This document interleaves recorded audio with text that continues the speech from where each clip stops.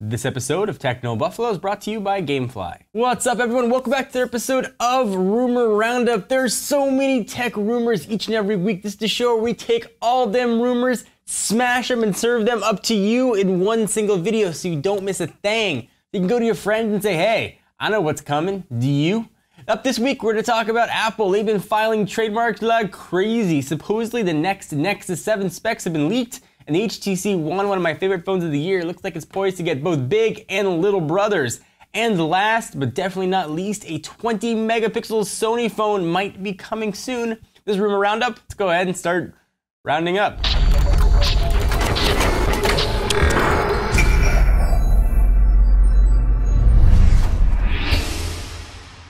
Alright, so let's start with Apple and the iWatch rumors. If Apple lawyers got paid by the trademark and patents, they'd be rich enough to probably buy one of their own islands.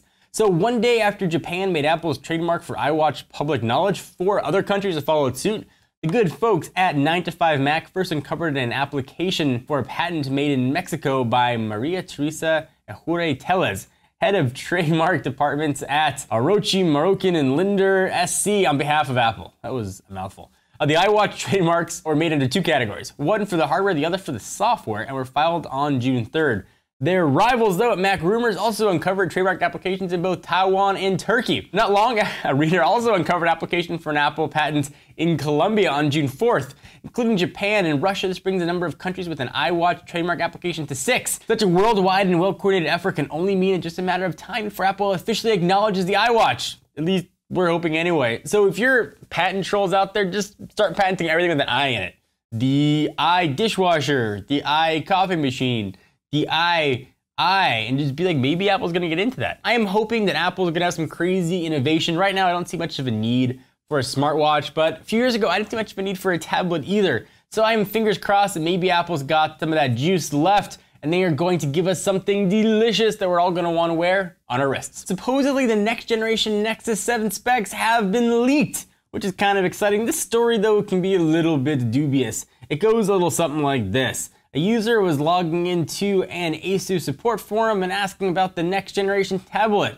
Essentially, the support rep from ASUS is like, hey, dude, if you're super nice, I will tell you what's coming. Now, it's believable because a lot of these reps do have access to those internal databases. It's unbelievable because it just seems too obvious. Like, hey, I was on with Apple support and I asked about the 5S. They told me everything. And they also said 17 color iPhones are coming. So according to the rep, the device will sport a 7-inch display with a full HD resolution now. So that's kind of nice. We're bumped up to 1080p. Being powered by a Snapdragon 600 quad-core CPU, 2 gigs of RAM, 32 gigs of internal storage, 5 megapixel rear camera. Nice to have a rear camera on there. Android 4.3, a 4,000 milliamp hour battery, Bluetooth and all the rest of that stuff. I love the Nexus 7, and I love its big brother, the Nexus 7 squared? It can't be Nexus 8. One of my favorite phones of, well, really ever, the HTC One, looks like its family's gonna get a little bit bigger. There's been plenty of speculation surrounding the rumored HTC One Mini, but according to a leaked document from European retailer O2 Germany, a phablet-sized HTC One Max may also be in the works. So the HTC One Mini is expected to launch in Q3, and O2 Germany recently claimed that the handset would be available starting on August 3rd. The handset will likely run Android 4.2.2 Jelly Bean, though it's unclear if it's going to come with HTC's latest Sense 5 UI,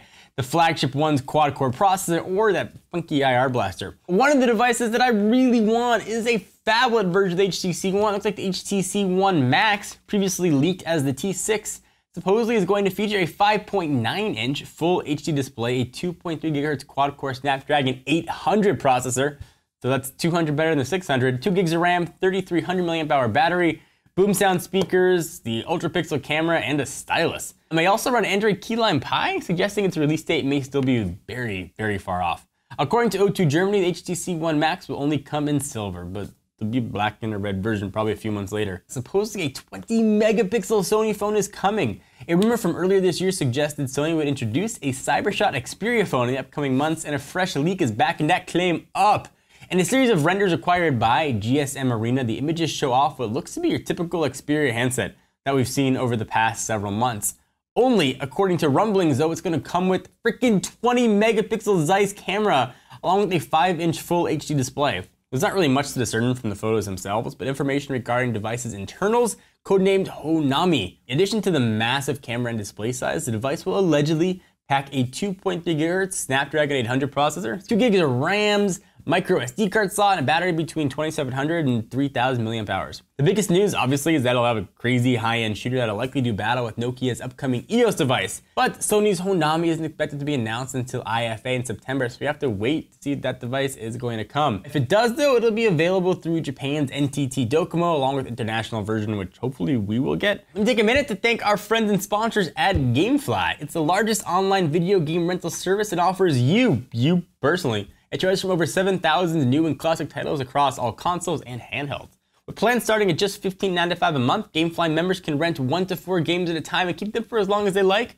There are no late fees, due dates, and shipping is totally free and always free. Once you're done playing a game, just send it back and GameFly will send you the next item on your list. If you really like the game that you're playing, simply click Keep It on the GameFly website and the game is yours at a discounted price. And they're even going to send you the case and manuals for free. Techno Buffalo fans, because we love you, get a free 15-day trial when they go to gamefly.com/technobuffalo. So if you want to try BioShock Infinite or one of the new Batman games, try it. Gamefly.com/technobuffalo. Let's stop from the rumors for just a minute. I want to remind you of a show that I do on the tech feed called Techno Buffalo's Driven, where I talk about cars, sometimes drive cars, and just stare at cars. This week though, since I got a baby on the way, we're talking about the top 5 tech for kids. So if you're a mom, you're a dad, or think you might want to have a kid, or just love technology, check out the video to take a look at some of the top 5 tech for kids, including this crazy cocoon of Kevlar that'll surround yo little one. Check it out. So what do you guys think about any of this stuff? For me, I'm most excited about the iWatch.